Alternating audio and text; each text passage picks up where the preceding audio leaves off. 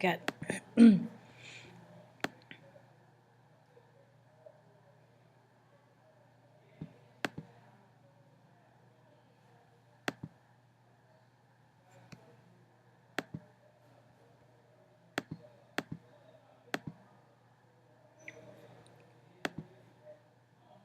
So today in class we were talking about ourself.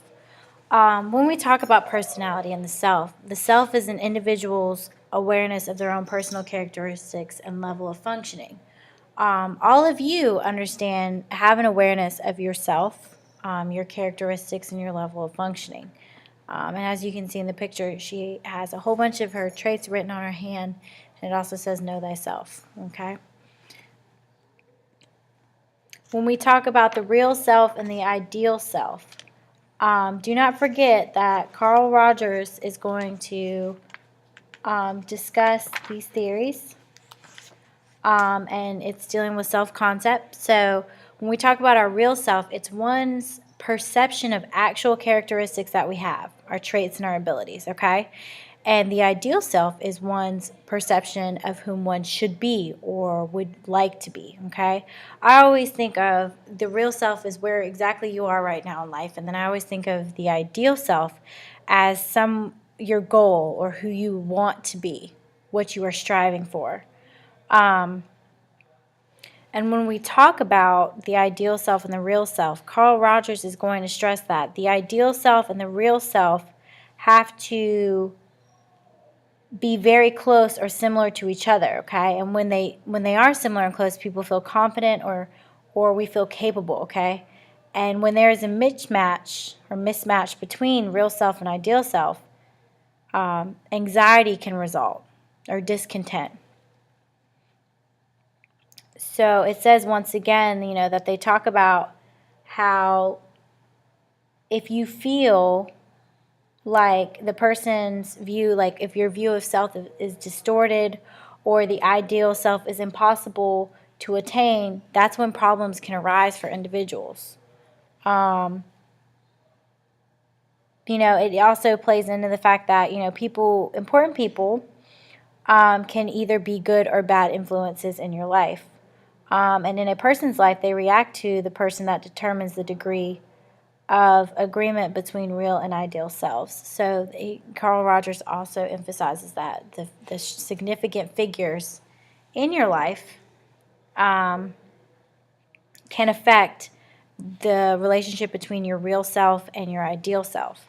So that's referring back to self-concept. When we talk about significant individuals, grandparents, parents, that those interactions with them have helped give you an image of yourself.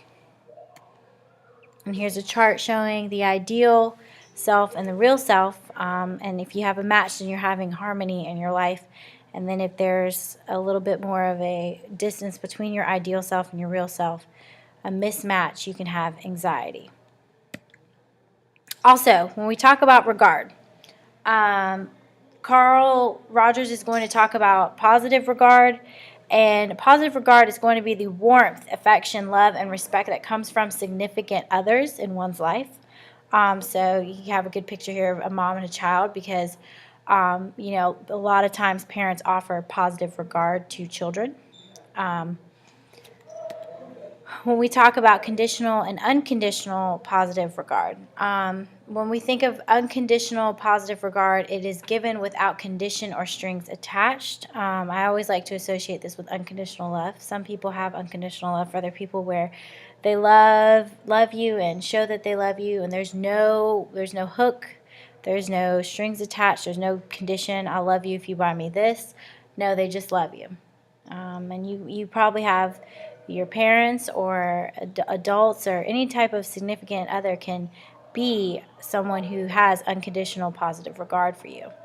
A conditioned positive regard is positive regard that is given only when a person is doing what the providers of the positive regard wish. An example of this would be if you were in a relationship and your significant other, showed you love and affection when you bought them presents, or if you took them to dinner when they wanted to, or bought them things that they wanted when they wanted it, and then they wanted to be loving and show you warmth and affection in those moments. And Rogers is going to create these two: unconditioned positive regard and conditioned positive regard. When we talk about trait theory is going to be the fourth perspective dealing with personality. It is a consistent, enduring way of thinking, feeling, or behaving. So you have a nice little cartoon here that guy's at the pharmacy and he says, can't you give him one of those personalities in a bottle I keep reading about? So I feel like this picture is really funny. The thing about a trait is that it is consistent. So hold on to the fact that the word says consistent and enduring. It's not something, words like consistent and enduring mean that it's steady, it's stable. It's not going anywhere. So it's the way you think, you feel, and you behave. It's consistent and stable. Trait theories. They are theories that endeavor to describe the characteristics that make up human personality in an effort to predict future behavior. And if you look here, you have a trait theory wheel, which will show you introverted and extroverted. And it has lots of traits, being touchy, aggressive, excitable, moody, rigid, sober, pessimistic, passive, careful, thoughtful, peaceful. Things like these are all traits that can describe individuals. And a lot of these trait theories are implemented in the workplace and in school. I've taught you guys already that in American Eagle, we're broken up by colors. And each color has certain traits that those individuals fit into. Like Miss Cannon is a green at American Eagle, and I'm a social diplomat. So I love to be sociable. I like to sell. I like to dress people up, and I like to make friends with the customer. You have other people at work who are like yellow, who are more task-oriented and want to straighten, close, and fold and make tables look beautiful. While Miss Cannon is more of a green, a social diplomat who likes to engage with the customer. And these trait theories are implemented at American Eagle to help with, us being organized industrially so that we can all work together and that nobody is in a place where their traits don't line up. Gordon Allport, he's going to believe that there were 200 traits that were wired into the nervous system, and these traits guided a person's personality. Now, also, there will be the establishment of the Big Five. You have the Big Five personality traits dealing with, and it's called the 5-factor model. So you have openness, conscientiousness, extroversion, agreeableness, and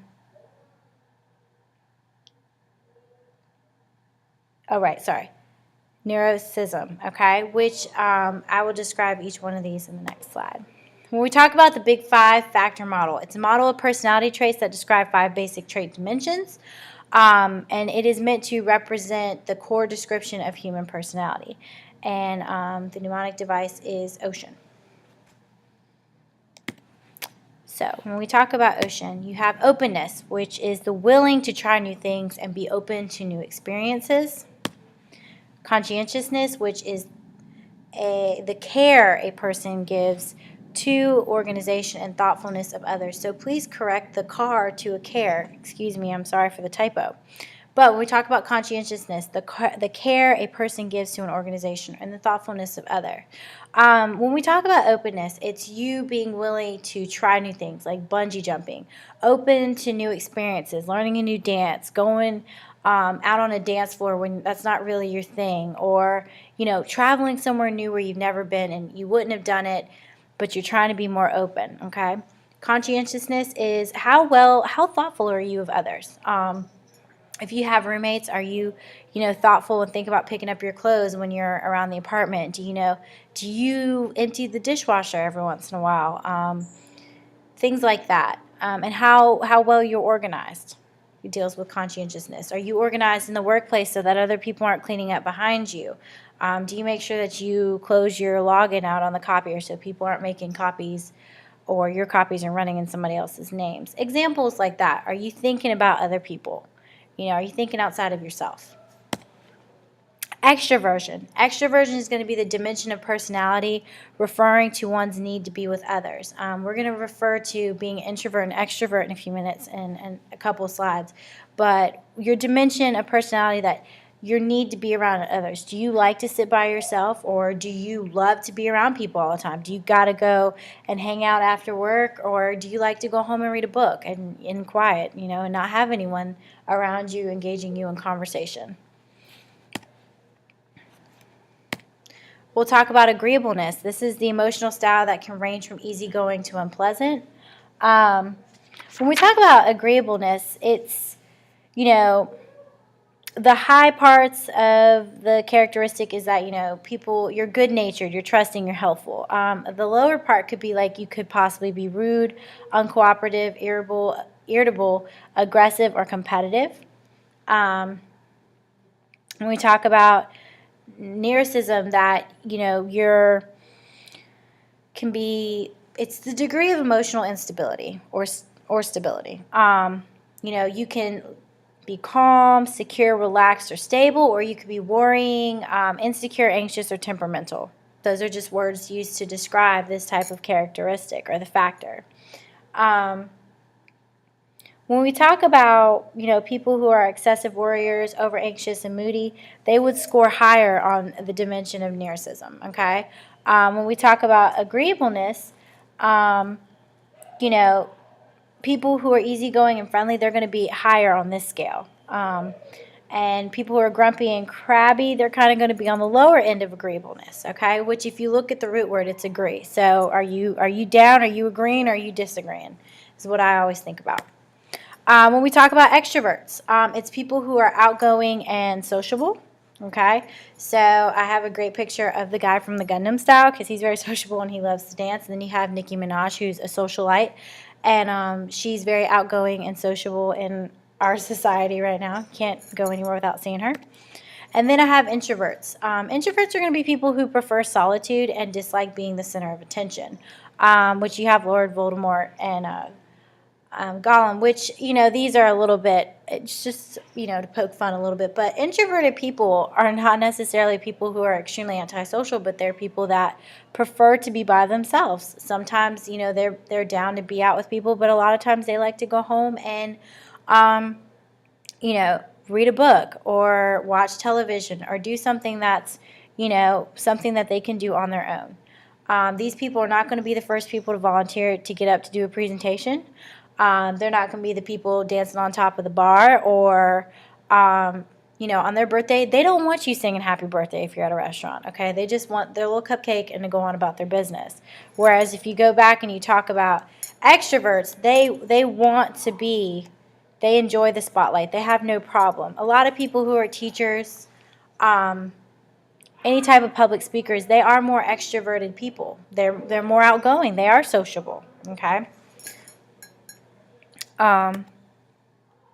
Also, when we talk about trait, situation, interaction, okay, it's going to be the assumption that the particular circumstances of any given situation will influence the way a trait is expressed, okay? So what you have to understand in this definition is that it's dealing with a particular circumstance, okay, of any given situation will come into play, and it depends on what's going on in the situation as to where and how the trait will be expressed, okay?